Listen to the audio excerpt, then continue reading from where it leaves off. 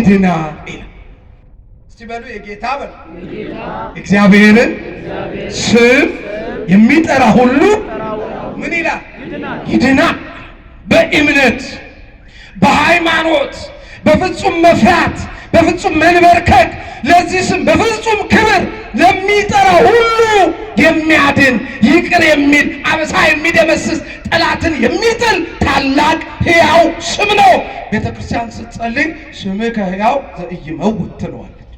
ይረቦሊጦልኝ የማይሞት ሕያው ስም፣ የማይደክም ሕያው ስም፣ የማይዝል ሕያው አምላክ ብላ ትጠራዋለች።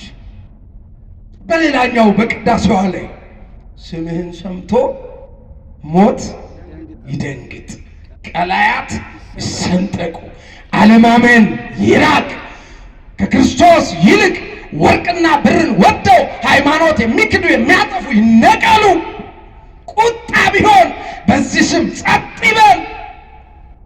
አይገርም? ስምህን ሰምቶ ይህ ስም እኮ ሞት የደነገጠለት እስራት የፈታ ዓለምን ያዳነ ስም ነው። 4 ፊደል ብቻ አይደለም። ይህ ስም አንደኛ ይሄ ስም ንጹህ ደም አለው። ይሄ ስም ምን አለው? ተናገር።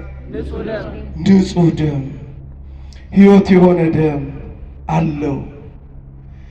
የኢየሱስ ክርስቶስ ደም ይላል ሐዋርያ በአንደኛ ዮሐንስ ምዕራፍ 1 ቁጥር 7 ላይ የኢየሱስ ክርስቶስ ደም ከኃጢአት ሁሉ ምን ያደርገናል? ያነጻናል ይላል።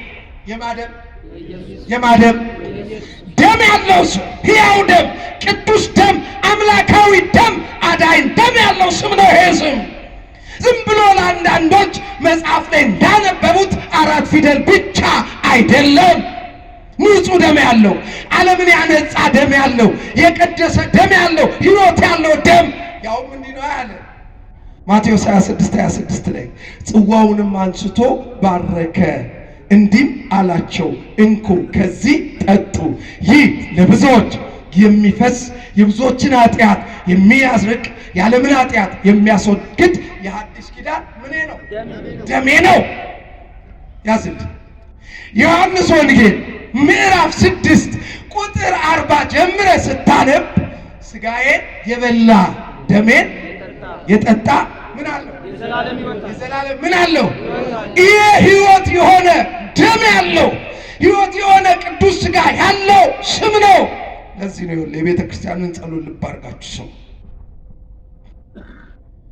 ኢየሱስ ክርስቶስ ጥዑመ ስም ለዘይጼውዑ፣ ኢየሱስ ክርስቶስ ህብስተ ሕይወት ለዘይበልዑ፣ ኢየሱስ ክርስቶስ ጽዋ መድኃኒት ለዘይሴድ።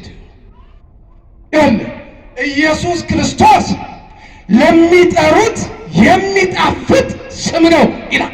እስኪ በሉት ኢየሱስ ክርስቶስ ለሚጠሩት የሚጣፍጥ ስም ነው።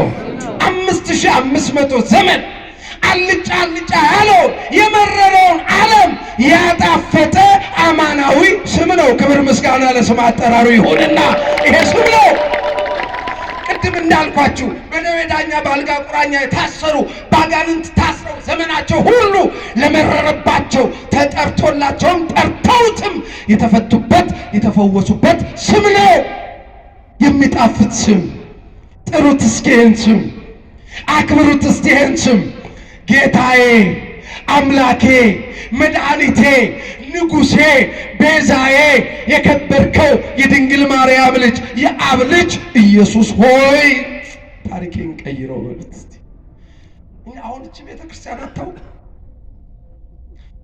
እሺ ከዛ ምን ይላል? ኢየሱስ ክርስቶስ ህብስተ ሕይወት ለዘይበልዑ፣ ኢየሱስ ክርስቶስ ለሚበሉት የሕይወት ምግብ ነው ይላል።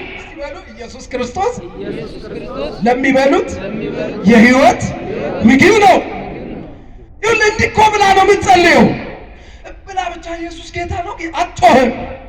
ስትጮህ ከፍ አድርጋው ስትጠራው እንዲህ ብላ ነው የምትጠራው። ኢየሱስ ክርስቶስ የሚበላ ምግብ ነው ትልሃለች። ኢየሱስ ክርስቶስ ጽዋ መድኃኒት ለዘይሴትዮ ለሚጠጡት ሁሉ የሕይወት ጽዋ ኢየሱስ ክርስቶስ ነው። እስኪ በሉ ለምንጠጣ ሁሉ የሕይወት ጽዋችን ኢየሱስ ክርስቶስ ነው። ይህ ስም ቅዱስ ሥጋ ክቡር ደም ያለው በዚህ የሚገለጥ ስም ነው። ይህ ስም አማናዊ ደም ያለው ስም ነው። ይህ ስም ሕይወት የሆነ ቁስል ያለው ስም ነው። እየሰማችሁ ነው? ምን ያለው ስም አልኳችሁ? ከትውልዱ ማን አስተዋለ? ሁላችን እንደተጎሳቆለ በእግዚአብሔርም እንደተቀሰፈ ቆጠር ነው። ከትውልዱ በእውነት ማን አስተዋለ? እግዚአብሔር የሁላችንንም በደል ጠቅልሎ በሱ ላይ አኖረ። በሱ ቁስል እኛ ምን አለን? አቤት ተፈወስን። ክብር ምስጋና ለስም አጠራሩ ይሁንና